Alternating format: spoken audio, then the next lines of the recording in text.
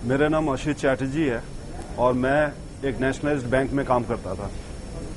1993 में मैंने ये कोर्स किया और उससे पहले 1988 में मैंने रामकृष्ण मिशन से दीक्षा ली। I am initiated from Ramakrishna mission. 1988 से 1993 तक मैं अपना मंत्र दीक्षा, जो भी मुझे दीक्षा दी गई थी, मैं उसी को प्रैक्टिस करता था। और कुछ सालों के बाद मुझे ऐसा लगा कि I have come to a point of no return. मुझे ऐसा लग रहा था कि मैं स्टैग्नेंट हो गया हूं, जो मेरी आध्यात्मिक जो मैं विकास का जो प्रयास कर रहा था। उसी टाइम ये 93 में मुझे इसके बारे में पता लगा, सिल्वर माइंड कंट्रोल के बारे में, और मैंने ये कोर्स किया। और मुझे ऐसा लगता है कि मंत्र दीक्षा से आदमी अपने माइंड को कंट्रोल करता है, उसको शांत बनाता है। और हम लोग यहां पर शांत बनाने के बाद उसको डेवलप करते हैं, मतलब, और जिसका कोई अंत नहीं है। आप किसी भी दिशा में इसको डेवलप कर सकते हैं, सिर्फ जो दिशा है वो पॉजिटिव होनी चाहिए। अब मैं आपको एक मेरा बहुत ही खास, बहुत ही इंपॉर्टेंट जो मेरा शेयरिंग जो है वो मैं आपको सुनाना चाहता हूं। हर इंसान अपनी जिंदगी में किसी न किसी मोड़ में आके एक ऐसा सिचुएशन फेस करता है कि उसे ये नहीं पता लगता है कि मैं बाएं जाऊं या दाएं जाऊं, मैं ऊपर जाऊं या नीचे जाऊं। मेरे साथ भी कुछ ऐसा ही हुआ। बैंकों में जो बैंक एम्प्लॉयज हैं वो जानते होंगे कि वॉलंटरी रिटायरमेंट स्कीम से पहले पेंशन स्कीम आया था, और ये 93 के लगभग समय की बात ही मैं बता रहा हूं। जब पेंशन स्कीम आया तो हम लोगों को ये पता लगा कि जो employers contribution of provident fund है वो आपको फॉरगो करना पड़ेगा, आपको वो पैसा नहीं मिलेगा, उसके एक्सचेंज में आपको पेंशन मिलेगा।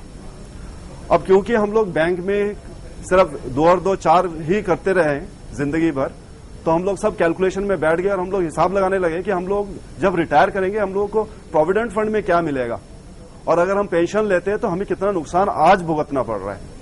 तो इस द्वंद्व में पूरे बैंकिंग इंडस्ट्री 2 हिस्सों में बंट गया।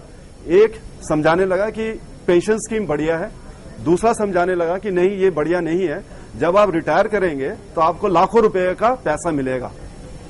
और इसी द्वंद्व में मैं भी फंसा। मुझे ये समझ में नहीं आ रहा था कि मैं पेंशन लूं या प्रोविडेंट फंड लूं। घर में जो मेरे सीनियर्स हैं उनसे भी बात की, लेकिन सही दिशा जो कि मन में पहुंचे वो दिशा मुझे नहीं मिल रहा था। ऐसे सिचुएशन में, क्योंकि मैंने सिल्वा सीख रखा था, तो मैंने एक टेक्निक अप्लाई किया जिसको हम ड्रीम कंट्रोल टेक्निक बोलते हैं। उस ड्रीम में मैंने इसका सॉल्यूशन ढूंढने की कोशिश की, और मैंने उसमें देखा एक दिन, जिस दिन मैंने ये टेक्निक अप्लाई किया, कि उस टाइम मेरा एक बेटा था और हम लोग टॉप फ्लोर में रहते हैं। मैं ड्रीम बता रहा हूं अपना।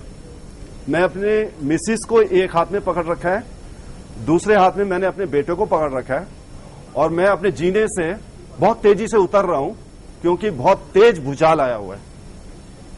और ये सपना देखने के बाद मैं जग गया और मैंने इसको नोट कर लिया, और फिर थोड़ी देर सोचा और फिर मैं सो गया। सुबह जब उठा और मैं फिर उसको समझने की कोशिश की कि भाई ये क्या है।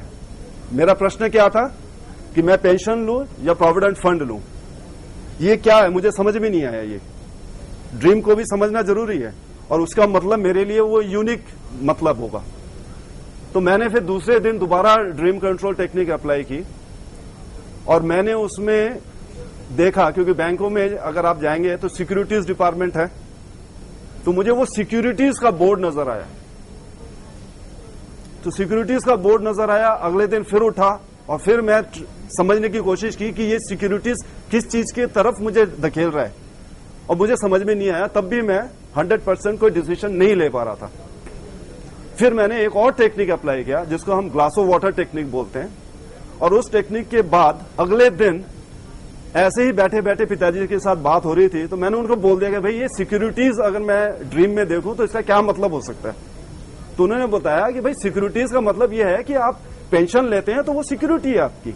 60 साल के उम्र में अगर आपको 50 लाख रुपए भी मिल जाए तो वो आपके किस काम के, आप क्या कर लोगे, उसका रेट ऑफ इंटरेस्ट का क्या हाल होगा आपको कुछ नहीं मालूम। तो सिक्योरिटीज जो है वो आपको पेंशन की तरफ धकेल रहा है, तो that mean you should opt for pension.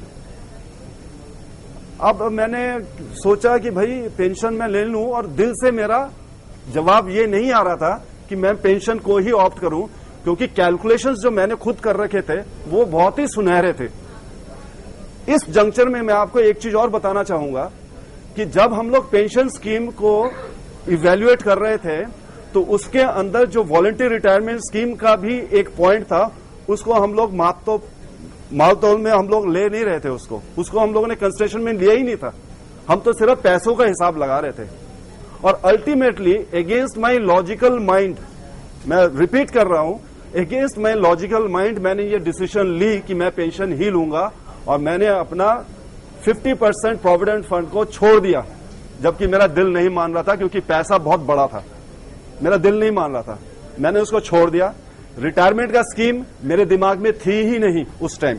93-94 की मैं बात कर रहा हूं। 2000 में ये रिटायरमेंट की स्कीम आई, और फिर दोबारा मैंने इन्हीं टेक्निक को, मैं डिटेल में ना जाते हुए, इन टेक्निक्स को अप्लाई करते हुए मैंने डिसीजन लिया, और मैंने वॉलंटरी रिटायरमेंट ली। और पेंशन स्कीम में जो 50% मैंने फोरगो किए थे, उससे ज्यादा मैंने कम्यूट करवाई, जो 1/3 कम्यूटेशन होती है। और मेरा पेंशन का जो पैसा गया, प्रोविडेंट फंड का जो पैसा गया था, वो मुझे पूरा वापस मिला, प्लस मैं हर महीने पेंशन अर्न कर रहा हूं। And apart from that I am again gainfully employed. This is possible only in Silva mind control and nowhere else. Thank you.